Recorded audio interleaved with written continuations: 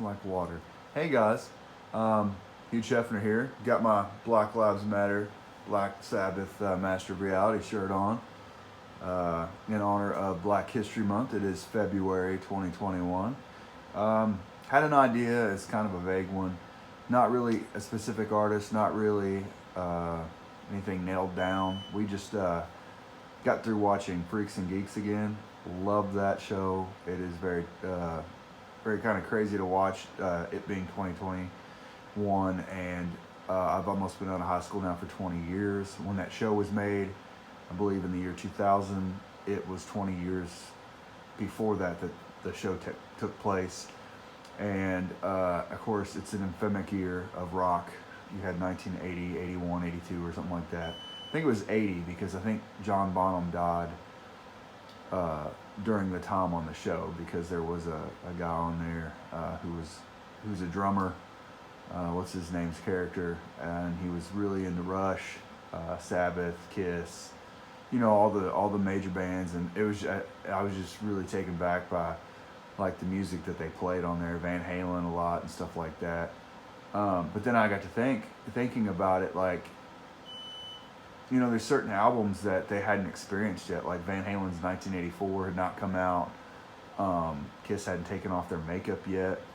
So it's kind of like this little time capsule of the show. It was pretty cool. But so I thought, well, 1980 seems to be like a pretty big year as far as like albums. And I just kind of like, I like classic rock. So I started picking out all the 1980, 81, 79 kind of albums that I have, and just kind of wanted to go over those and just be like, dude, these are albums that shaped me. I very well could have lived in that time period in that year and been very comfortable in my surroundings as far as like music and the what, and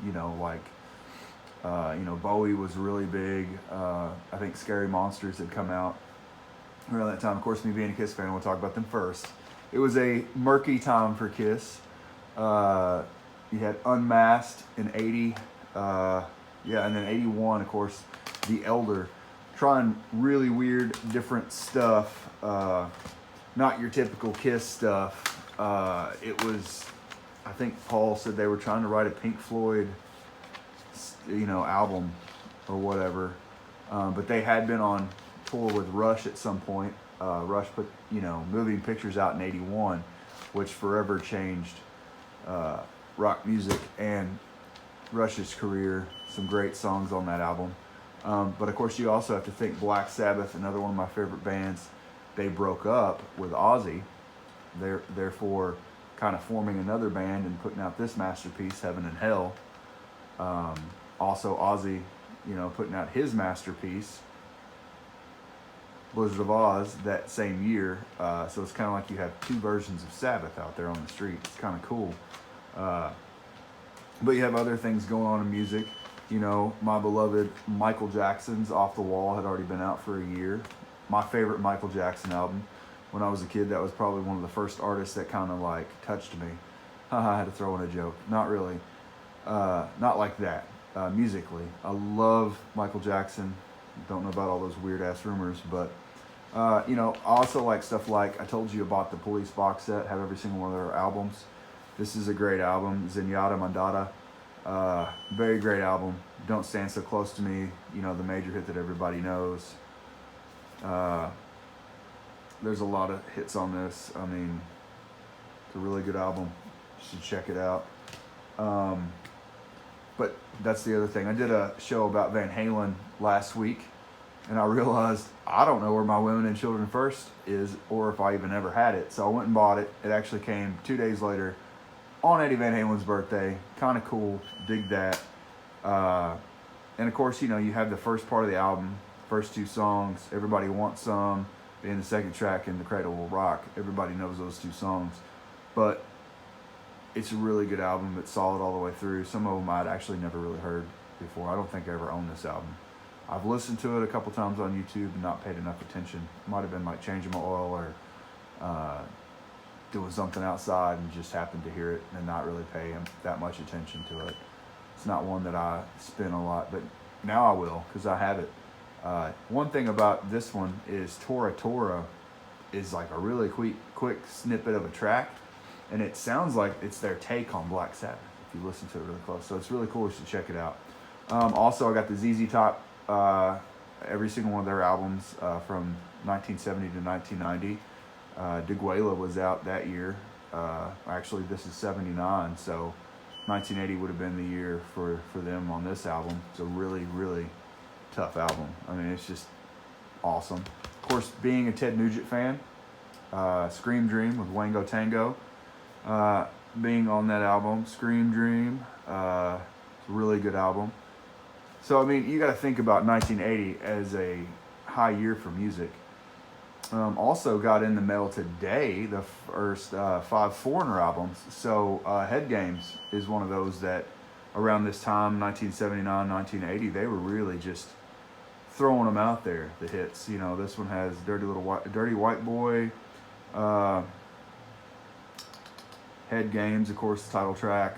But yeah, classic cover, classic album. And then, of course, you know, like I said, John Bonham, Van Halen, In Through the Outdoor. Not a real long album, kind of one of their shorter albums, but it's one of my favorites. I think I actually got this right around this time of year, around the time before I had kids. Oh my God, there's a time before I had kids, like a decade ago. But that's, I mean, I don't give a shit that Hot Dog's on it. I don't care. People talk shit about that song. I love that song because Fool in the Rain is one of my favorite, if not my favorite Led Zeppelin song, just because of John Bonham's major licks on that. It's one that I like to warm up to. I don't pretend to know everything Bonham, but I do love to play that song. I love that song. Another band that you may not know me for, B-52s, man. Wild Planet. Love this album. I love B-52s, period. I love all their albums. They're kitschy. I mean, they just are. They've got that throwback 50s style in the 80s. And it's kind of like that Tim Burton kind of neighborhood feel to it when you listen to the music. I don't know what it is. But, I mean, Private Idaho, Give Me Back My Man. Oh, Keisha Lorraine. I love that song. I mean, this is Party Out of Bounds to open the album.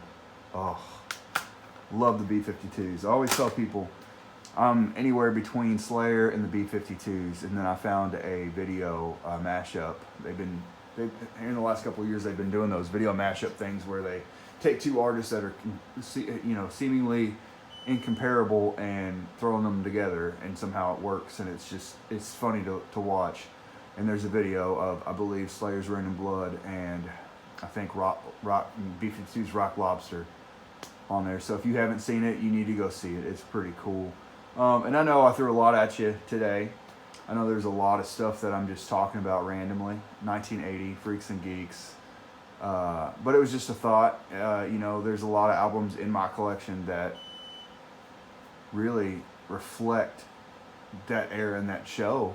And like I said, I could probably live comfortably in that time. So 40 years ago would have been probably peak time for me to grow up. I grew up in the wrong time. But I'm Hugh Hefner. Please subscribe below. There will be more videos. There will be more to the point, more artist-based or album-based videos. I'm going to do another top 5 here soon, and I'm going to probably talk about, I don't know what yet. So the mystery's out there. Come back, check it out, give me a like, hit subscribe below, and I'll see you next time on Rock and Robe.